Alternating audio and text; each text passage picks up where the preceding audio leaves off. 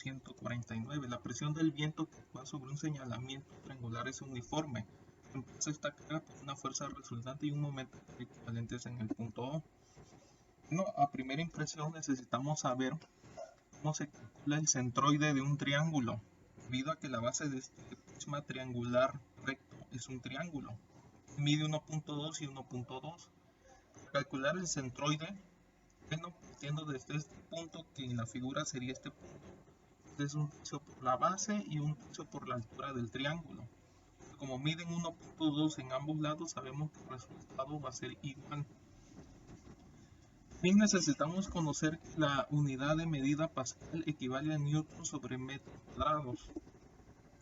Y necesitamos también conocer la fórmula del volumen de un prisma triangular. Aquí la altura de este prisma triangular vendrá siendo los 150 pascales. Bueno, una vez sabiendo la fórmula, es la multiplicación de B por A entre 2 por su altura. ¿No? La fuerza resultante vamos a suponer que aplique en este lado. La representamos el punto con la letra C de centroide. Posteriormente, lo primero que tenemos que entender es que la fuerza resultante es igual al volumen del prisma triangular.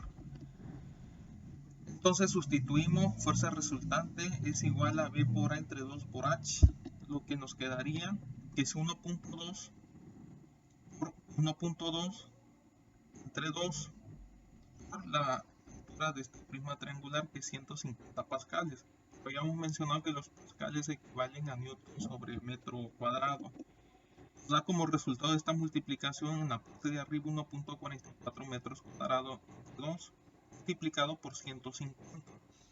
Este metro cuadrado con el metro cuadrado de los 150 se elimina, nos da como resultado menos 108 newton. Negativo es porque la fuerza va en sentido contrario del eje establecido. El punto hacia esta dirección es positivo, pero vemos que la fuerza va en el sentido opuesto de esa línea eje, por lo tanto se pone negativo. El segundo paso que tenemos que hacer es calcular el centroide. Ya hemos mencionado de que como ambas bases de este prisma tienen la misma longitud, vamos a tener un resultado igual para ambos casos.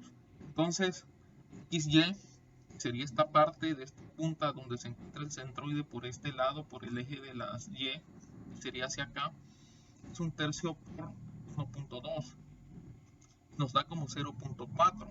Partiendo de este punto, pues tenemos la misma fórmula, que para este caso lo representamos con XZ, que es igual a un tercio por la altura de este triángulo, que es 1.2.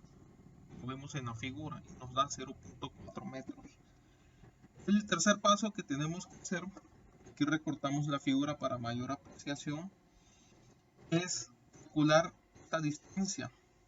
Entonces ya sabemos que de este punto a este punto es 0.4 porque ya nos los arrojó con la fórmula del centroide. Entonces, para calcular la distancia D, necesitamos la distancia o la altura total del triángulo menos los 0.4. Esto nos da como resultado 0.8 metros. Teniendo en cuenta eso, la distancia desde el punto O hasta la altura donde se encuentra el centroide en el eje de la Z es de 1.8, porque el metro que tenemos aquí más la distancia de 0.8. Ambos hacen 1.8 metros.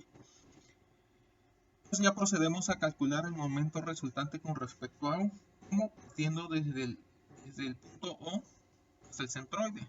¿Cómo hacemos eso? Multiplicada por la fuerza resultante.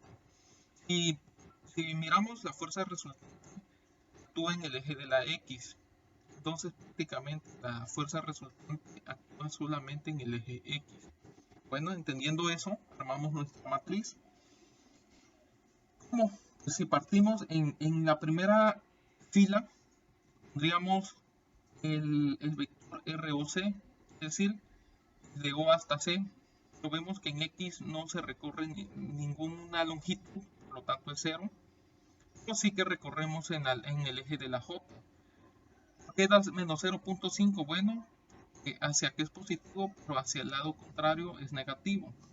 Tenemos el 0.1, que es la distancia entre estas dos líneas, más la distancia de donde inicia el triángulo hasta el centroide.